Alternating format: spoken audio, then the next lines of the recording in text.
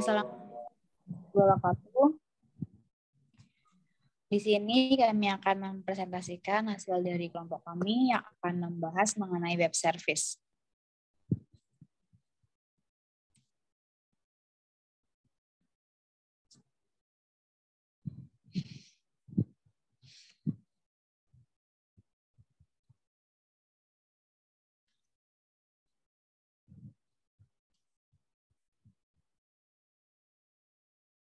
Di sini kami beranggotakan 4 orang. Yang pertama yaitu ada Cori Rotun Khalifah dari kelas F19E. Lalu saya sendiri ada Fitrian Dewi dari kelas F19A. Lalu ada Nabiti Listiani dari kelas F19C. Dan yang terakhir ada Suliah dari kelas F19B. Materinya yang pertama berisikan definisi, materi yang kedua tujuan, materi yang ketiga kelebihan, yang keempat arsitektur web service, materi yang kelima operasi web service, dan materi yang keenam komponen web service. Materi yang pertama, definisi web service.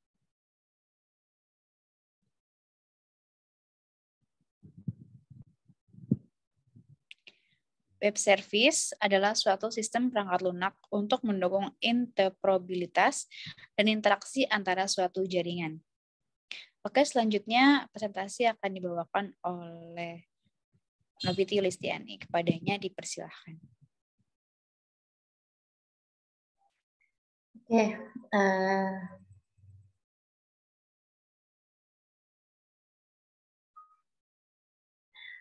tujuan web service. Next.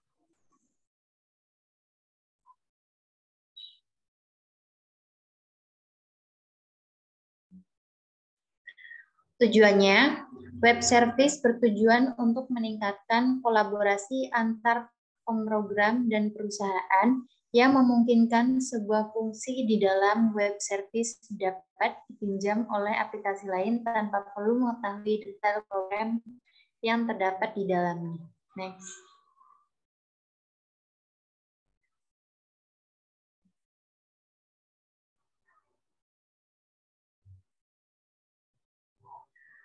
Kelebihan web service.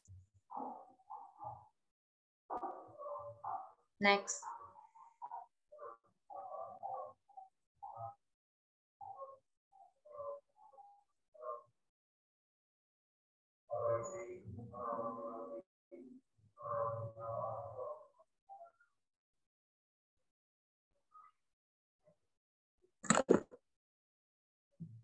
Akan dibacakan oleh Suhliah.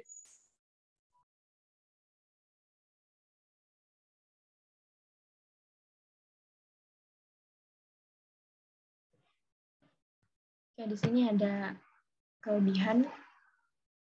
Pertama, transformasi web service dapat digunakan untuk mentransformasikan satu atau beberapa bisnis logik atau kelas dan objek yang terpisah dalam satu ruang lingkup yang menjadi satu, sehingga tingkat keamanan dapat ditangani dengan baik.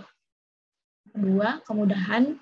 Web service memiliki kemudahan dalam proses deployment karena tidak memerlukan registrasi khusus ke dalam suatu sistem operasi.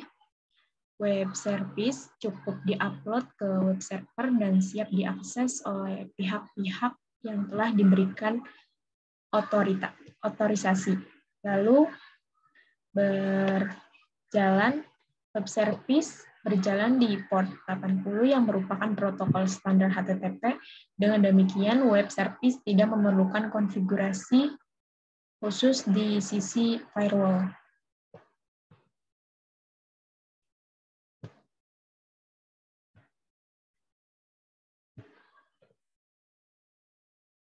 Lalu ada arsitektur web service.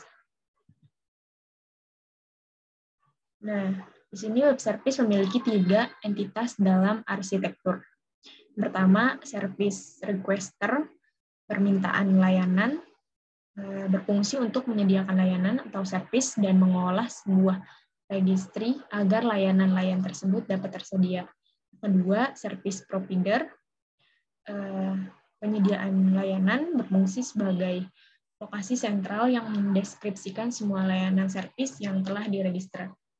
Dan yang ketiga, ada service registry, daftar pelayanan, permintaan layanan yang mencari dan menemukan layanan yang dibutuhkan serta menggunakan layanan tersebut. Selanjutnya akan dibacakan oleh Corilotun Corilpa. Baik, terima kasih. Selanjutnya ada operasi web service. Secara umum, web service memiliki 3 operasi yang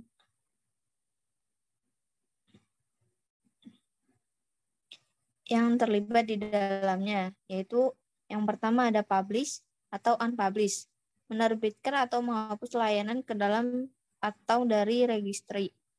Yang kedua ada fin, service requester, mencari dan menemukan layanan yang dibutuhkan. Yang ketiga bin, service requester setelah menemukan layanan yang dicarinya. Kemudian melakukan binding ke service provider untuk melakukan interaksi dan mengakses layanan atau service yang disediakan oleh service provider.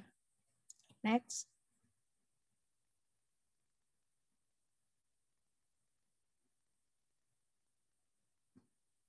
Selanjutnya ada komponen-komponen web service. Yang pertama ada service publication and discovery atau UDDI. Yang kedua ada service description atau WSDL. Yang ketiga ada XML based messaging atau SOAP.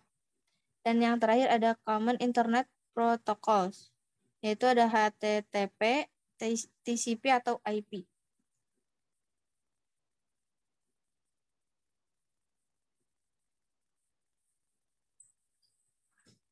Selanjutnya, web service secara keseluruhan memiliki 3 layer komponen. Yang layar pertama, protokol internet standar seperti HTTP, TCP atau IP. Yang kedua, Simple Object Access Protocol atau SOAP, merupakan protokol akses objek berbasis XML yang digunakan untuk pertukaran data atau informasi antar layanan. Yang ketiga, Web Service Definition Language atau WSDL merupakan suatu standar bahasa dalam format XML yang berfungsi untuk mendeskripsikan seluruh layanan yang tersedia.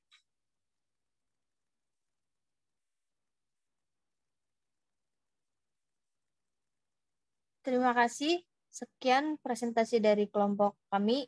Jika ada kesalahan atau kekurangan, mohon maaf. Assalamualaikum warahmatullahi wabarakatuh.